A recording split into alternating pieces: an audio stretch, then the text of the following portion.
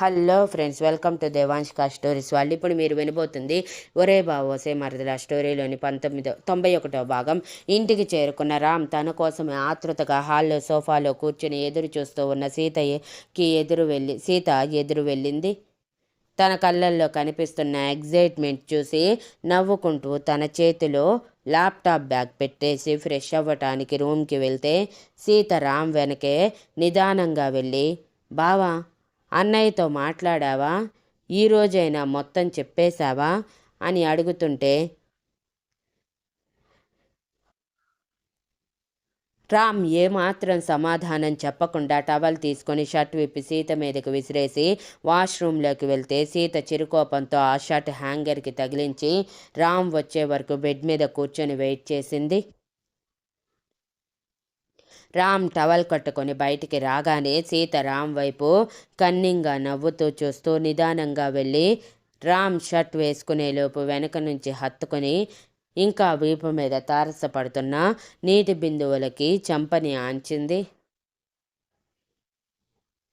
రామ్ నవ్వుకుంటూ, ఏంటి అమ్మాయి గారు ఈరోజు మూడ్లో ఉన్నట్టున్నారు అని అంటుంటే సీత కచ్చగా రామ్ వీపు మీద తన పంటిగాటు పెట్టి, చాలా రోజులు అవుతుంది కదా ఇలా నీకు దగ్గరగా వచ్చి, నువ్వు కూడా ఇన్నాళ్ళు కావాలని నన్ను అవాయిడ్ చేస్తూ దగ్గరికి వస్తే మొహం తిప్పుకునేవాడివి కదా, ఈరోజు దొరికావు అందుకే ఇలా అని తను పెట్టిన పంటిఘాటు మీదే ముద్దు పెట్టగానే, గాయం చేసేదే నువ్వే, దానిని మాన్పేదే నువ్వేనా అని చిరుకోపంగా అంటూ సీతని తన ముందుకి తెచ్చుకొని హత్తుకొని, సారీ ఇన్ని రోజులు నిన్ను బాధ పెట్టినందుకు అని ఇంటెన్స్గా అన్నాడు. సీత కూడా సారీ చెప్తూ రామ్ మెడ మీద ముద్దు పెట్టి, తాటి చెట్టంత పెరిగావు, పెళ్ళానికి సరిపడా వంగాలని కూడా తెలియదు అని రామ్ తలని వంచి నుదిటి మీద ముద్దు పెట్టి టవల్ చివర పట్టుకోగానే రామ్ కంగారుగా ఆ టవల్ని గట్టిగా పట్టుకొని, ఏయ్ సీత, ఏం చేస్తున్నావే అని అరిచాడు. ఏం చేస్తున్నానో అర్థం కావట్లేదా బావా అని సీత కళ్ళు ఎగరేస్తూ టవల్ గట్టిగా లాగటానికి ట్రై చేసింది.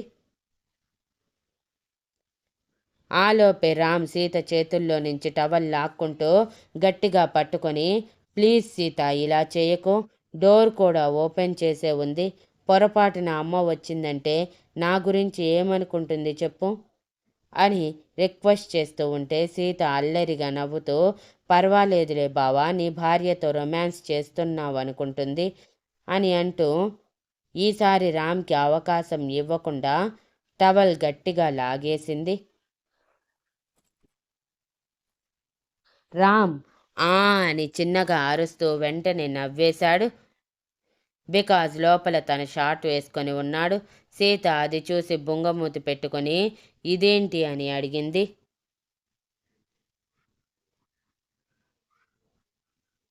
నాకు తెలిసే నీ తెక్క తెలివితేటలు, పెళ్ళికి ముందు చూశాను కదా అని నవ్వుతూ చెప్పి టీషర్ట్ వేసుకొని, ఇన్నాళ్ళు లోపల డ్రెస్అప్ అయ్యి వచ్చాను, కానీ ఈరోజు కావాలని ఇలా వచ్చాను, నేను అనుకున్నట్టే నువ్వు బిహేవ్ చేశావు అని కళ్ళెగరేసి అంటూ చిలిపిగా నవ్వాడు రామ్. సీత కూడా నవ్వుతూ రామ్ని హత్తుకొని, ఈరోజు నీ కళ్ళల్లో కూడా నవ్వు కనిపిస్తుంది బావా, మొత్తానికి నిన్ను అన్నిటి నుంచి డైవర్ట్ చేయటంలో సక్సెస్ అయ్యాను, కానీ మన పెళ్ళికి ముందు జరిగింది ఒక్కసారి నా కళ్ళల్లో ఫ్లాష్ అయ్యింది తెలుసా అని మళ్ళీ గట్టిగా నవ్వగానే రామ్ బొంగమూతి పెట్టుకొని, ఆ విషయం మర్చిపోవా, దానివల్లే కదా నేను కొన్ని రోజులు అసలు టవల్ కట్టుకొని వాష్రూమ్ నుంచి బయటికి రాంది అని అన్నాడు. ఎలా మర్చిపోతాను అంటూ సీత పెళ్లికి ముందు జరిగింది గుర్తు చేసుకుంది.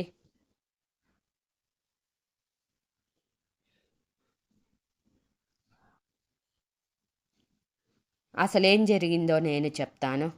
పెళ్ళి ఫిక్స్ అయ్యాక సీత కంటే ముందే పెళ్ళికి 2 రోజులు ముందు ఉదయం రామ్ పెళ్లి గురించి తెలుసుకొని వచ్చాడు. ఇంటికి రావటమే ఇల్లు మొత్తం కొత్త పెయింటింగ్స్ వేసి కొత్త కళ తీసుకువచ్చినట్టు కనిపిస్తూ ఉంటే రామ్ అసహనంగానే లోపలికి అడుగుపెట్టి అమ్మ అత్త అంటూ గట్టిగా అరిచాడు. వచ్చేశావా అంటూ రాధగారు సుధగారు కంగారుగా బయటికి వచ్చి రారా నీకోసమే ఎదురు చూస్తున్నా. రేపే నిన్ను నీ మరదల్ని పెళ్లి కూతుర్ని పెళ్లి కొడుకుని చెయ్యాలి. ఈరోజు వస్తారో రారో రేపు హడావిడిగా అన్నీ అవుతాయో లేదా అని ఆలోచిస్తున్నాము. నువ్వు వచ్చావుగా, ఇక అది సాయంత్రానికి తిరుగుతుందంట అని నవ్వుతూ చెప్పి రామ్ చేతిలో ఉన్న బ్యాగ్ తీసుకున్నారు సుధగారు. వాళ్ళ కళ్ళల్లో కనిపిస్తున్న ఆనందానికి సీతతో పెళ్ళి ఇష్టం లేదని చెప్పలేక అసహనంగా మొహం పెట్టి అసలు సడన్గా ఇదంతా ఏంటి అత్త, కనీసం మమ్మల్ని అడగాలని కూడా అనిపించలేదా?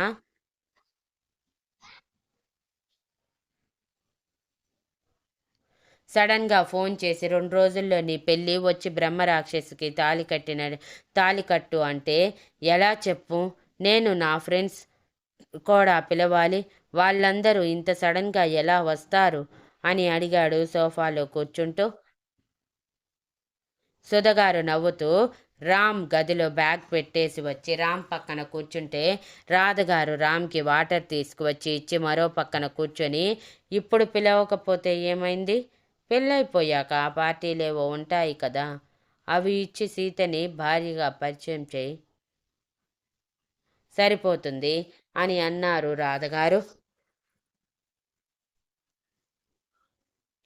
అప్పుడే రెస్ట్ తీసుకొని బయటికి వచ్చిన మహాలక్ష్మి గారు రామ్ని చూసి వచ్చేశాడా నా మనవడు అని నవ్వుతూ రామ్ దగ్గరికి వెళ్ళి మెటికలు విరిచి ఎన్నాళ్ళ నుంచో మేము ఎదురు చూస్తున్నాం ఈ సందర్భం కోసం, ఆ సందర్భం వచ్చేసిందిరా. మా కళ్ళెదురుగా మీ పెళ్ళి జరిగితే దానికంటే ఆనందించే విషయం మాకు ఇంకేం ఉంటుంది? మేము పోయేలోపు మీ పెళ్ళైనా చూస్తున్నామని సంతోషిస్తాము అని ఎమోషనల్గా అంటుంటే రామ్ బాధగా నానమ్మ అలా మాట్లాడకు, నా పిల్లల్ని వాళ్ళ పిల్లల్ని చూసే వరకు నువ్వు ఎక్కడికి పోవులే అంటూ ఆవిడని సింగిల్ సోఫాలో కూర్చోబెట్టి తను కింద కూర్చున్నాడు. ఆవిడ ఒడిలో తల పెట్టుకున్నాడు.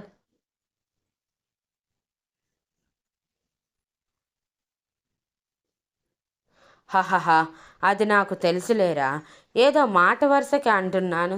సరే, ఇంతకి ఎప్పుడు వచ్చావు? ప్రయాణం సాఫీగా సాగిందా?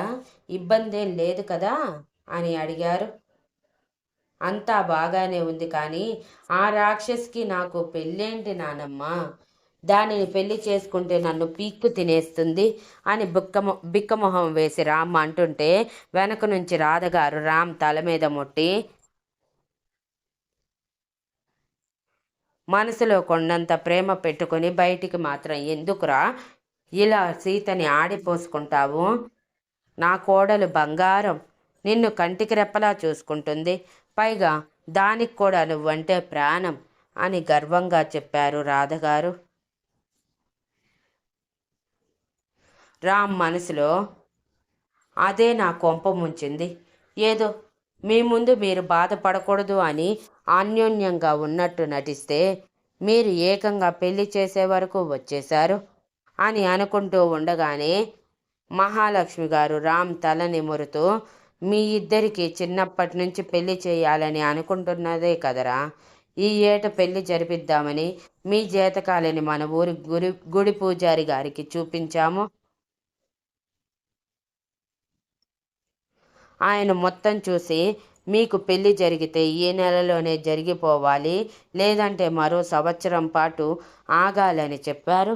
అసలే సీత చదువు అయిపోవచ్చింది, నీకు తెలుసు కదా అది ఒట్టి అల్లరి పిల్ల అని. దాని అల్లరికి కళ్ళెం వేయాలంటే నీతో పెళ్లి సరైనదే అని ముహూర్తం పెట్టేయమని మీరు మా నిర్ణయం కాదనరన్న నమ్మకంతో ఇదిగో ముహూర్తం పెట్టిస్తే ఇంత త్వరగా కుదిరింది. పనులన్నీ హడావిడిగా జరిగిపోతున్నాయి. నిశ్చితార్థం కూడా లేకుండా పెళ్లి చేస్తున్నామని మీరు బాధపడచ్చు, కానీ మరో సంవత్సరం వరకు ఆగాలంటే అప్పుడు ఎలా ఉంటుందో చెప్పలేము కదా.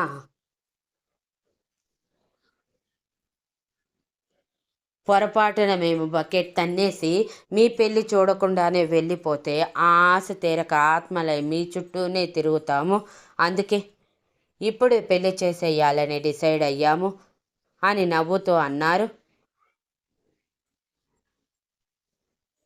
రామ్ మూతి ముడిచి మనసులో, మరి ఆ దయ్యం పెళ్ళికి ఎలా ఒప్పుకుంది అని అనుకుంటూనే, మరి ఆ రాక్షసి నాతో పెళ్ళికి ఒప్పుకుందా అని మొహం ముచ్చుగా పెట్టి అడిగాడు. ఎందుకు ఒప్పుకోదురా, ఎగిరి గంతేసి మరీ ఒప్పుకుంది. సాయంత్రం వస్తుందంట, అది కూడా ఈరోజే. ఆ ప్రాజెక్ట్ ఏదో ఉంటాయంట కదా, అవి అయిపోయాయంట. ఇంతటితో దాని చదువు కూడా పూర్తయ్యిందని చెప్పింది అని అన్నారు. రామ్ మనసులో కన్నింగా నవ్వుకుంటూ, రాణి, దాని చేత ఈ పెళ్ళి ఇష్టం లేదని చెప్పిస్తాను అని అనుకుంటూ, సరే నానమ్మ, నేను కొంచెంసేపు రెస్ట్ తీసుకుంటాను, నైట్ అంతా జర్నీ చేశా కదా అని చెప్పి తన రూమ్లోకి వెళ్ళి ఫ్రెష్ అవ్వకుండానే బెడ్ మీద బోర్లా పడి పళ్ళు నూరుకుంటూ సీత అనుకుంటూనే నిద్రపోయాడు. అలా మధ్యాహ్నం లంచ్ కూడా స్కిప్ చేసి నిద్రపోయిన రామ్ సాయంత్రం ఎప్పుడో మెలకువ వచ్చి చూడగా టైం 4 అవుతూ ఉంటే మరో అరగంటలో సీత వచ్చేస్తుందని తను ఇంటికి వచ్చే టైం అంచనా వేసుకొని అనుకుంటూ వెంటనే ఫ్రెష్ అప్ అవ్వటానికి వెళ్ళాడు.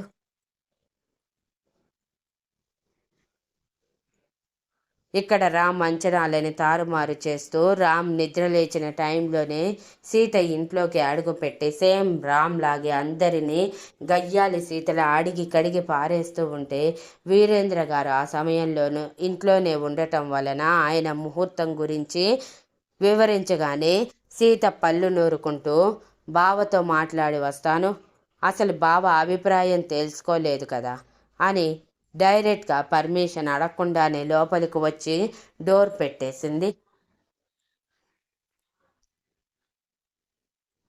అప్పుడే ఫ్రెష్ అప్ అయ్యి టవల్ కట్టుకొని విజిల్ వేసుకుంటూ బయటికి వచ్చిన రామ్కి ఎదురుగా చుడిదార్లో డోర్ గడియ పెట్టి వెనక్కి తిరిగిన సీత కనిపించి, ఒసేయ్, నువ్వు ఇక్కడ ఏం చేస్తున్నావే అంటూ తన టవల్ని గట్టిగా పట్టుకున్నాడు.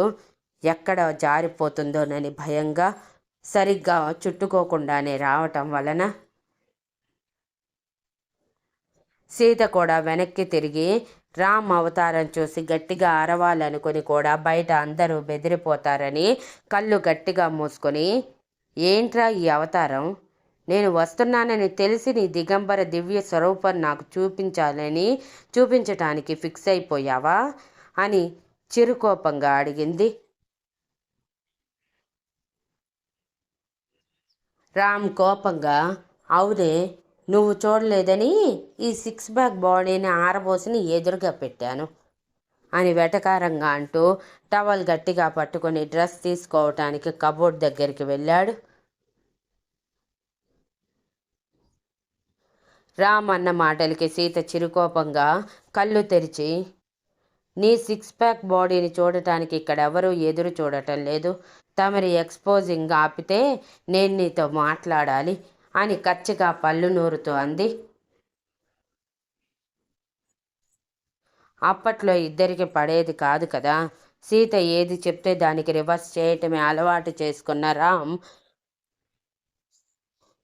అవ్వనే, అవ్వను, ఏం చేస్తావు, నన్ను ఇలా చూడటం నీకు ప్రాబ్లం అయితే నోరు మూసుకొని బయటికి పోవే అని తీసుకున్న డ్రెస్ కూడా బెడ్ మీద విసిరేసి సీత మీదకి వెళ్తూ ఉంటే సీత కూడా ఏమాత్రం తగ్గకుండా, అయినా నిన్నేమైనా ఈరోజు నేను కొత్తగా చూస్తున్నానా ఏంటి, చిన్నప్పటి నుంచి చూస్తున్నదే కదా అని చేతితో పైనుంచి కింద వరకు చూపిస్తూ తను కూడా రామ్ మీదకి వెళ్ళింది. రామ్ సీతని చేరుకొని తన జుట్టు పట్టుకొని, అసలు ఎందుకు నా రూమ్లోకి వచ్చావే, అది కూడా నా పర్మిషన్ లేకుండా ఒకరి గదిలోకి వచ్చేటప్పుడు పర్మిషన్ తీసుకొని రావాలని కామన్ సెన్స్ కూడా లేదా అని అరుస్తుంటే, నా జుట్టే పట్టుకుంటావా బండ సచ్చినోడా అని సీత ఎగిరి మరీ రామ్ జుట్టు పట్టుకొని, ఈరోజు నీ జుట్టు నా చేతిలో ఊడి బోడిగుండవుతుంది అవ్వటం ఖాయంరా అని తన పట్టు బిగించి లాగటానికి ట్రై చేస్తూ ఉంటే, రామ్ కూడా ఏమాత్రం తగ్గకుండా, ఏంటే నువ్వు లాగేది, ముందు నా పట్టు నుంచి తప్పించుకో అంటూ ఒక చేతిని సీత నడుం చుట్టూ వేసి మరో చేతిని జుట్టు మీద ఇంకొంచెం పట్టు బిగించి సీత తలని వెనక్కి జరపగానే సీత అమ్మ అని అరుస్తూ, సచ్చినోడా వదలరా అని రామ్ చేతి మీద కొడుతూ ఉంటే, ఇప్పటి వరకు తెగ విర్రవీగావుగా, నా పట్టు నుంచి తప్పించుకో చూద్దాం అని కన్నింగా నవ్వుతూ అన్నాడు రామ్. సీత విడిపించుకోవటానికి ట్రై చేస్తున్న సమయంలోనే తన కంటికి రామ్ టవల్ కనిపించి, రే ఇప్పుడు నా జుట్టు వదల్లేదంటే నీ టవల్ ఓడదీస్తాను, ఆ తర్వాత ఏం జరిగినా నాకు సంబంధం లేదు అని నొప్పికి గింజుకుంటూ అంటుంటే, సీత అలా చేయలేదన్న ధైర్యంతో, నీకంత సీన్ లేదులేవే అని రామ్ వెక్కిరింతగా అంటూ ఉండగానే సీతకి కోపం పెరిగిపోయి క్షణంలో రామ్ టవల్ లాగేసింది. దెబ్బకి రామ్ షేక్ అయ్యాడు. Thank you for listening and please like, share, comment and subscribe.